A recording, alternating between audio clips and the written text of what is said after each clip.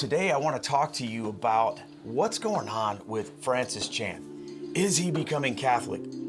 What's his deal? And what does it all mean? Now, when I first saw the news reports or articles that Francis Chan had done something very controversial or said something controversial, I didn't pay too much attention to it because now that I'm a Catholic, what's going on in the world of Protestant evangelical pastors and authors and speakers, it doesn't mean as much to me as it used to. But when I saw the comments and the reaction from Catholics to what he said, I thought I better take a look at this. So I read this article that's been going around on Facebook, and I posted it on my page. It's an article from this website called Reformation Charlotte, and it has a link to this clip of Francis Chan, and he's talking about the Eucharist, and he's talking about how for 1,500 years, this was the Catholic view of transubstantiation, or the real presence of Christ, was the default view of Christianity, and that he was realizing this for the first time. And then he goes on to say something that I thought was even more interesting, as he talked about how this shift took place in Christianity right around the same time of the Reformation, or shortly after, where we began to take the Eucharist out of the center of our Christian worship and replace it with a pulpit. To me, that was even more of a powerful statement, because lots of Protestants have various views about what's going on at communion. And you'd be surprised, I think I'm speaking to mostly my Catholic brothers and sisters here, you'd be surprised how many Protestants don't react negatively to this concept that the real presence of Christ is present in Holy Communion. I have friends who they don't believe it the same way that we Catholics do, but they would say to you that, yeah, that's really the body of Christ. There's a lot of nuances about what that means. But what was more interesting to me was when he started talking about this idea that you move the Eucharist out of the way and replace it with a pulpit. And I'll get back to that in a minute. But I wanted just to share this reaction I had, because first of all, I was amazed at how few of my Catholic brothers and sisters knew who Francis Chan was. So people were like, well, I don't know who this guy is, but I like what he's saying. And that's just kind of interesting to me, because when I was a pastor, I was really plugged in and tied in, just not personally, but I paid attention to what was going on in the world of mainstream Protestant, megachurch pastors that were speakers and authors. And Francis Chan wasn't a guy that I really was familiar with a ton, but I knew enough about him and I liked what I heard about him. He had this megachurch in California that he started that grew to, I think, around 5,000 people a week, which in the Protestant world, that's a big church. And he walked away from it because he was sensing this pride in him as he became this Christian celebrity. And that can happen, when these guys get large churches and big book deals, and they go on these really high profile speaking tours and all this kind of stuff. They become sort of looked at as celebrities. And we can talk a little bit more about that too, and why that seems to happen more in Protestantism than it does in Catholicism. Well, he walks away from all of it because he sees that this whole pastor thing is becoming more about him as a person and less about Jesus. So he kind of made waves when he stepped down from his church, and I think he became known for having house churches. And that's basically when you just get a small group of people together and you have church in your house, and nobody gets paid. It's not a job, and it's focused on, a small community. Well, he continued to write and speak, and people have sort of paid attention to him because of that. So I knew who he was, but I haven't really thought too much about him. Well, then I saw this article that comes out from this magazine, and I'm looking at it, and I kind of thought, okay, big deal. He said something that offended someone in the Reformed theology world, which, newsflash for you, my Catholic brothers and sisters, there's certain species of Reformed theology that believe that they have this corner on the truth, and especially when it comes to doctrine, that they are going to point the finger at everybody. It doesn't matter who.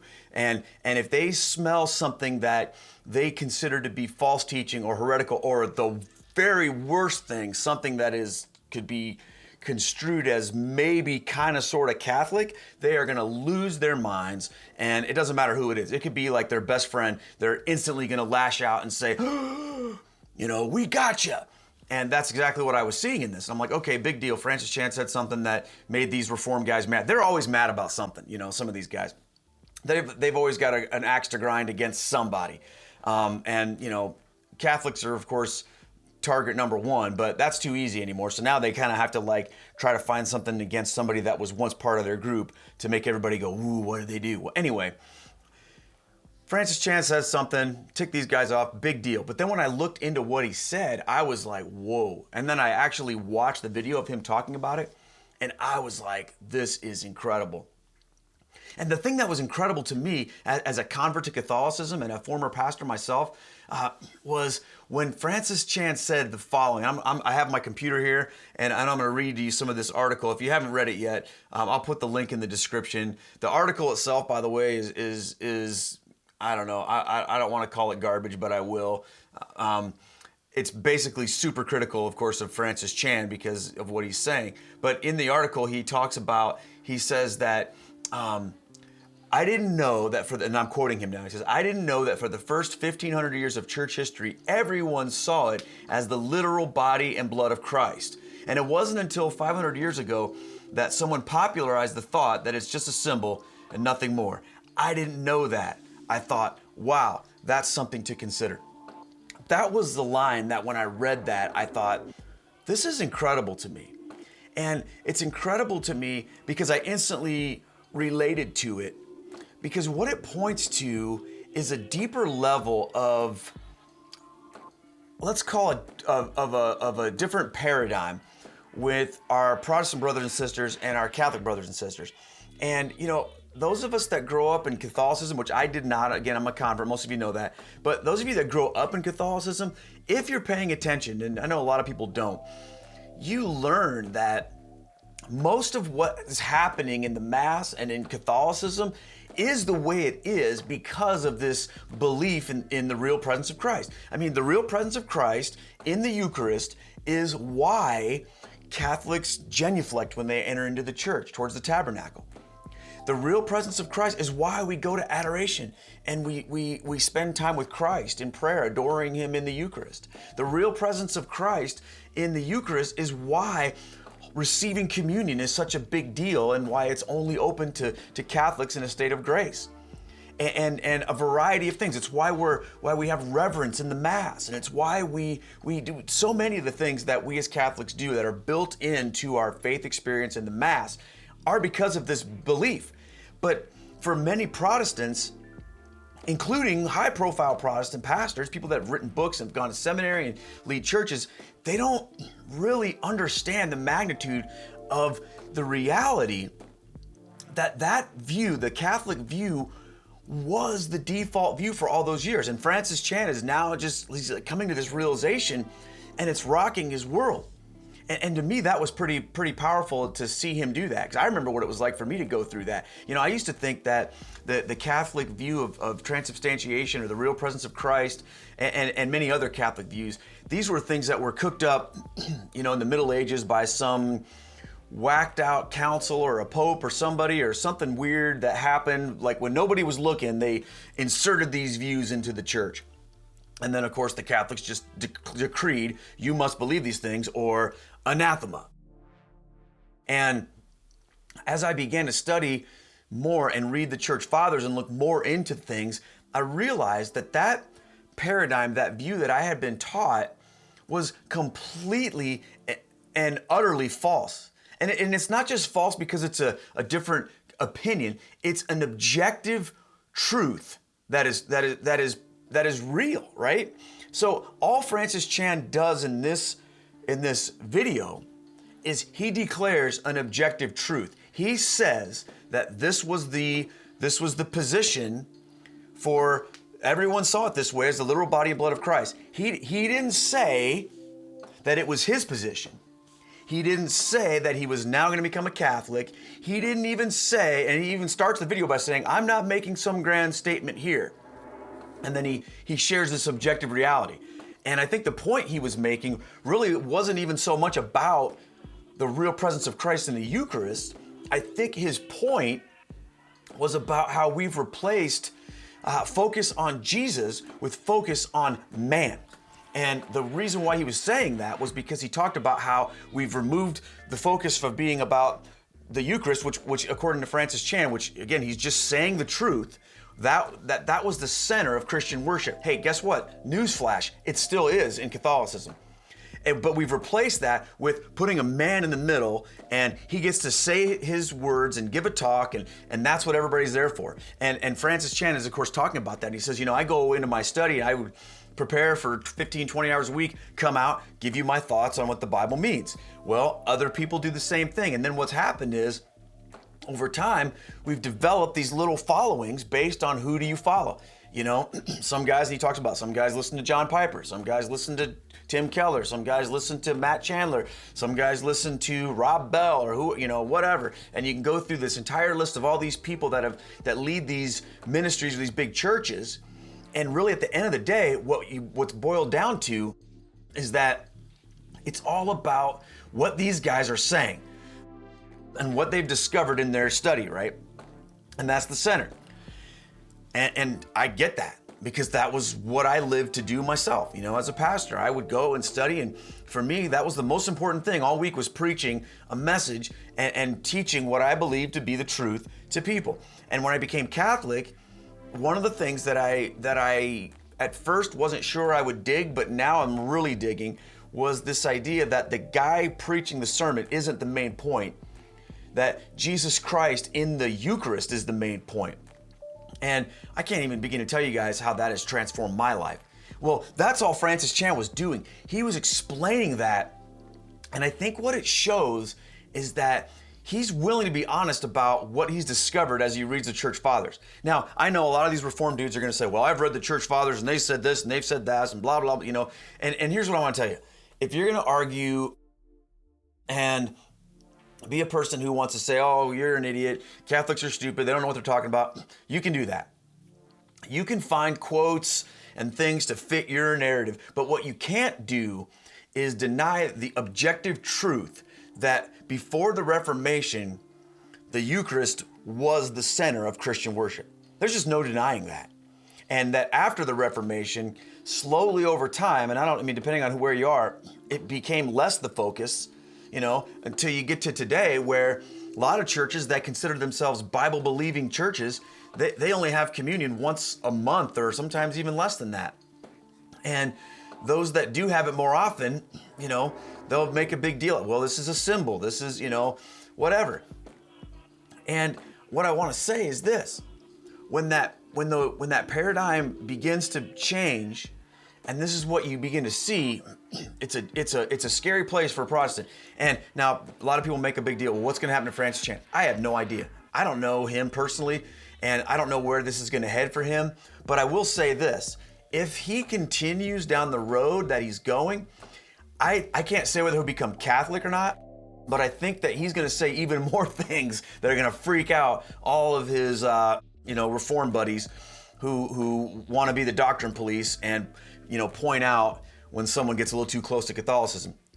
Because what he's going to discover is the authority of the Bishop of Rome. He's going to discover that, the Marian doctrines and teachings go back, back to the apostles. He's going to discover all of these things that are going to rock his mind and are going to give him a greater picture into the understanding of the church that Jesus Christ founded.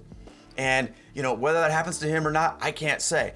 Some people have said to me, oh, Keith, you need to get a hold of this guy. You need to reach out to him. Let me just tell you, I would love to meet Francis Chan, but he doesn't care who I am. He doesn't know who I am. It's not like I can just call him up or send him a message. This is a guy who's, he's a, whether he wants to be or not, he's a Christian celebrity, and he doesn't just, make time for dudes like me who make YouTube videos and take pictures for a living, okay? But if I could say something to Francis Chan, here's what I would say. I'd say, Francis, I would encourage you to continue in the understanding of what led you to that discovery about the Eucharist and about the center of your Christian faith, where however you got there, keep going and ask God to continue to reveal truth to you. And don't be afraid to walk through it. Don't be scared about what you're gonna encounter on the other side. It might be freaky, but see where that rabbit trail goes, you know? It's like take the red pill or the blue pill, you know? Take that red pill and find out where that goes. Don't be afraid. Keep looking. Read. There's a book that you should read. It's called The Faith of Our Fathers by Cardinal Gibbons. It was written, I think, in like the early 1900s. Cardinal James Gibbons, I think, that book changed my life. Look at that. Look into what the early church taught. Read the church fathers even more. Read Ignatius of Antioch. Read Irenaeus. Read Justin Martyr. Read these guys and then continue to ask yourself what else the church believed and held on to as central focus for the first 1,500 years. What else was there? It wasn't just that. There's a whole lot more. And I know it can be freaky to discover that and to wonder what the ramifications are. I know for me, it sure was. I remember having an experience where I began to think differently about Holy Communion. And I remember having an experience where I was at a church camp and a friend of mine who was the pastor was given the words of institution, you know, and he basically kind of made them up as he was going along. And at the end of all of it, it was basically, you know, here's this bread and here's this juice and here's what it symbolizes. And for me, as I was reading the Fathers at the same time, something clicked in me, and it's like the Lord spoke to me and said, this isn't right. And at that moment, this was years ago. You guys, I didn't convert until like 2 years ago. This was probably 15 years ago. And I had this moment, I ran out of that camp, and I was like kind of in tears, thinking about this, feeling called to become a Catholic actually. And I chickened out. I was terrified because, you know, I had 3 little kids and a wife, and a ministry was my job, and what else was I gonna do? And what did it all mean? And I just put it on a shelf for many years. And one of the greatest regrets of my life is that I didn't have the courage at that time to step into that.